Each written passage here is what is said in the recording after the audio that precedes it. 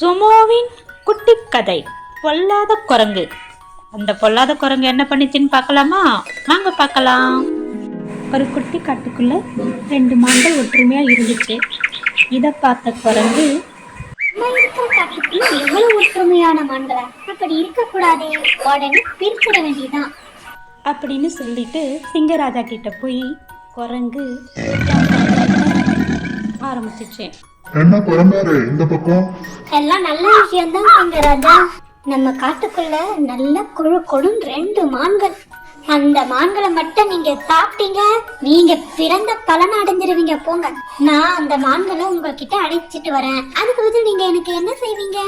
சரி, எனக்கு அப்புறம் நீதான் இந்த காட்டுக்கு துணை ஆலோசனை அமைச்சர், சரியா? சரி சிங்கராஜா, நான் அந்த மான்களுடன் வருகிறேன். ஏதாவது ஒரு மான் உங்களிடம் தந்திரமாக கொண்டு வந்து சேர்த்து விடுகிறேன்.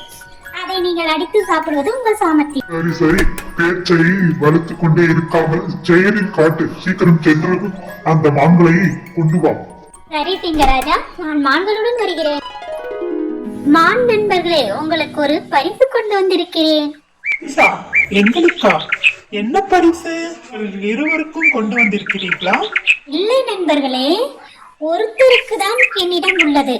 அதான் யோசிக்கிறேன் யாருக்கு கொடுப்பது என்று. கொடுங்கள், நாங்கள் இருவரும் பகிர்ந்து கொள்கிறோம். இல்லை இல்லை, இது ஒருவர் தான் பயன்படுத்த முடியும். யாராவது ஒருவருக்கு தான் கொடுக்க முடியும். நான் ஒரு போட்டி வைக்கிறேன்.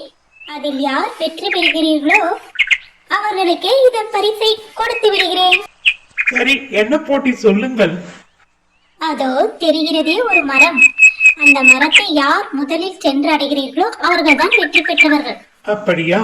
இதோ ஒரு நொடிக்கு தொட்டு விட்டு வருகிறோம். சரி, சீக்கிரம் சென்று விட்டு வாருங்கள். என்ன இந்த மான்கள் இரண்டும் நின்று விட்டது?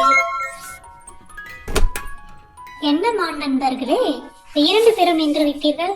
குரங்கு தந்திரமாக இன்னொரு மானிடம் சென்று, மான் நண்பா, உன் நண்பன் நின்று கொண்டு ஏதோ யோசனையில் இருக்கிறான். நீங்கள் அதுக்குள்ளாக சென்று அந்த மரத்தை தொட்டு விட்டு வந்து விடுங்கள். இல்லை குரங்கு நண்பரே, என் நண்பனே போட்டியில் வெற்றி பெற வேண்டும். அதற்காக தான் நான் நின்று விட்டேன். குரங்கு இந்த மானிடம் தன் தந்திர வேலை நடக்கவில்லை என்று எண்ணி இன்னொரு மானிடம் சென்று தன் வேலையை காட்ட ஆரம்பிச்சது. மான் நண்பரே, உன் தோழி ஏதோ யோசனையில் நின்று கொண்டிருக்கிறாள். நீ சீக்கிரம் போய் அந்த மரத்தை தொட்டு விட்டு வந்துவிடு. வேண்டாம் குரங்கு நண்பா, என் தோழியே இந்த போட்டியில் வெற்றி பெற வேண்டும். அதற்காக தான் நான் நின்று விட்டேன். 2 மான்களும் ஒன்றையொன்று விற்று கொடுக்காமல் அங்கேயே நின்று கொண்டிருந்தது. குரங்கு என்ன செய்வது என்று புரியாமல் அங்கேயே நின்று கொண்டிருந்தது. இதை எல்லாவற்றையும் பார்த்து கொண்டிருந்த சிங்கம் மான்களின் நட்பை எண்ணி வியர்ந்து, நாமும் ஒரு நொடியில் தவறு செய்ய இருந்தோம் என்று எண்ணி அந்த இடத்தை விட்டே சென்று விட்டது. பிறகு சிங்கம் குரங்கை வரவழைத்து, குரங்கி, நீ செய்யும் பாவத்திற்கு என்னையும் பங்காளனாக மாற்ற பார்க்கிறாயா? நல்ல வேலையாக நான் சுதாரித்துக் கொண்டேன். இல்லை என்றால் நானும் இந்த பாவப்பழிக்கு ஆளாகி இருப்பேன்.